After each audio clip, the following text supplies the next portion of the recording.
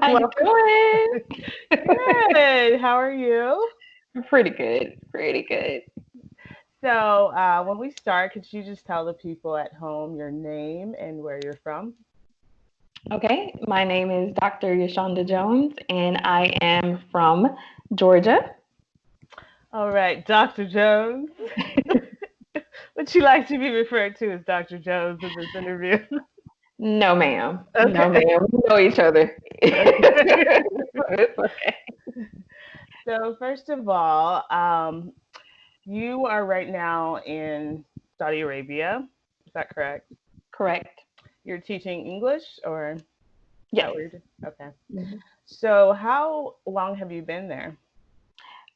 Since August of last year. Okay, wow. So you were there when the coronavirus pandemic started. Yes. Okay, so can you tell us a little bit about the situation there and what took place back in March? Okay. I will say here, the Saudi government was very proactive in their response to the pandemic. Right along, maybe a couple days before the first case even popped up, they had shut everything down as far as the borders, uh, locked down the airport so that only returning Saudi citizens or nationals were allowed to come back in. Um, Went ahead and started quarantining certain cities that had where the cases were returning from, or some of the clusters that they were identifying, and as well as enforcing a curfew where we were only allowed to go out for essentials as well. Wow, okay. So they were pretty on top of it right from the start. Right from the start, which is, I would say, the reason why the cases have remained fairly low here, Hmm. and also along with they've been going door to door to actually test people, instead of waiting for them to show up at a doctor's office or at the hospital sick. So Okay, so there you're allowed to get tested even without symptoms. yes, and in addition to that, the government will also pay all of your healthcare costs if you contract COVID as well. Okay, wow.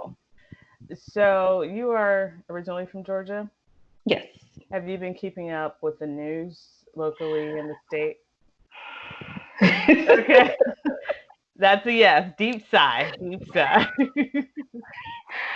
um, it definitely has been a topic of conversation because myself and there are one, two, three, four, about four other people here that teach at the university with me Hmm. that are also from Georgia or from Yeah. the South. Yeah.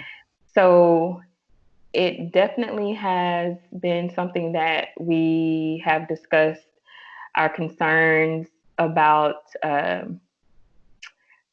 I guess, the lack of initiative, Hmm.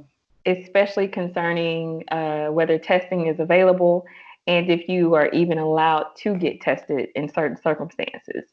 Um, and this is, from different news sources, whether it's MSN, CNN, or Al Jazeera or BBC, collectively, across even Fox. Yeah. um, so that has been very concerning for me, as well as them returning so soon to getting back to business as usual. I had friends who were that I used to teach with in China that were there Wow. when, the start of the pandemic, Yeah. and thinking about how Wuhan was actually on lockdown for 74 days, Wow. in Georgia only, what, 24, 25 days, and they're already opening back up. Hmm. I just don't see the logic Hmm. in that at all. It's very concerning. Yeah. So do you have is your family, like your parents or siblings, still in Georgia?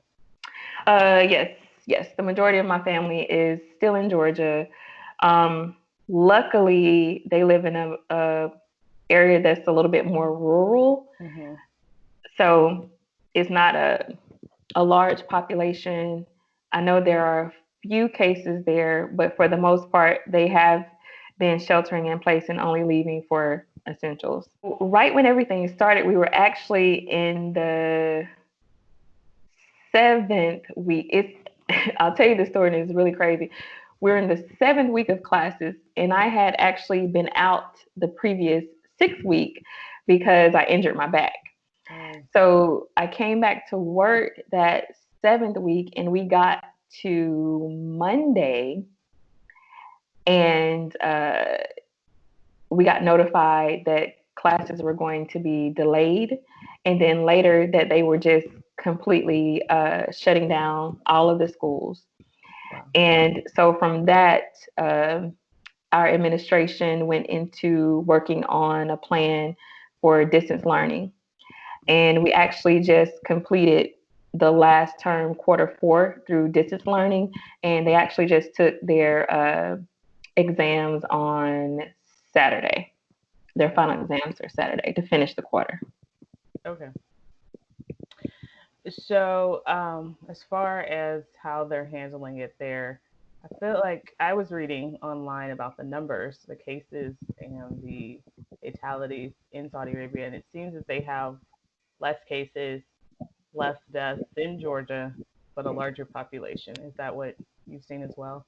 Yes, that is correct, which was the other thing that's very concerning. Like, I'm in a country with millions of people, Hmm.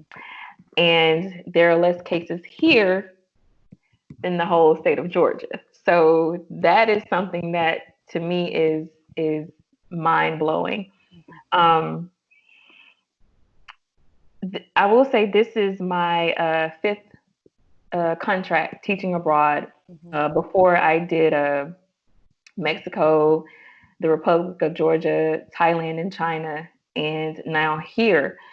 And one of the things that you learn uh, when traveling and working abroad is that you have this idea that the United States is the greatest country in the world with the greatest healthcare and the greatest services. But once you've actually been outside and you're like, that's not necessarily true, people don't understand that. Especially with me being in a Muslim country, and people don't understand that here it has become very progressive. And they also have state of the art healthcare facilities as well. I mean, some that would make you look at even Emory like, well, wow, I didn't think that, this was something that would be possible here. And a lot of people don't understand that. And I think that's very unfortunate because so often we're fed so many things through the media. And once you actually are able to experience these different cultures and you can see for yourself that it's not always the story that you've been told or that you've been fed continuously. So.